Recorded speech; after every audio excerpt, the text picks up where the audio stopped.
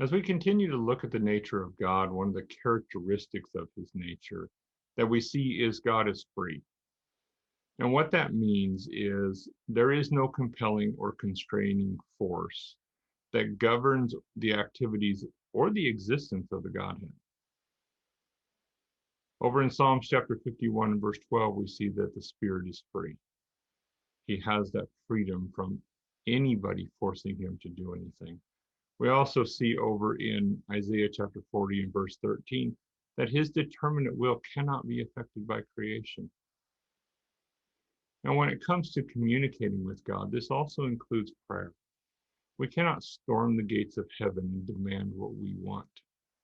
Yes, it is true that God said that whatsoever we ask, he will actually give us. Jesus repeats this several times in the upper room. In John chapter 14, verses 13 and 14, he states it. In John chapter 15 and verse 16, he reiterates it. And again in John chapter 16, verses 23 and 24, he states it again. Whatsoever you ask, I will give it to you, so that the Father can be glorified. These are promises that have to do with what we have in Christ. They're not obligations that puts God into a situation where if we ask something, he has to give it to us. Because the reality is, there are times where we ask and we don't receive it. And why is that? It's because we're asking wrong. Over in James chapter 4 and verse 3, it talks about this. You ask and you do not receive because you ask wrong, in order that you may spend it on your own pleasures. You see, as part of who God is, he is by nature free. That is, there is no one that can compel him to do anything. There is nothing that can force him to do anything or governs what he does. This includes prayer.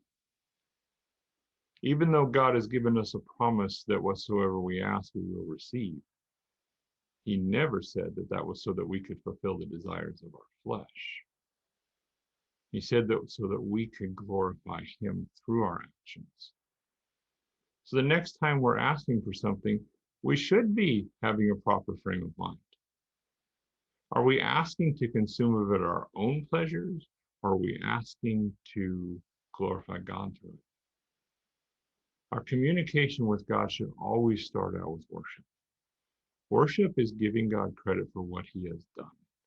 And then after expressing our appreciation for what we have, then we should actually make our request known. Not before. Why? Because we need to have a proper attitude. Weigh that request. Is it something that's about your own pleasures and your own desires, or is it seeking ultimately to live out who you are in Christ and glorify God through it?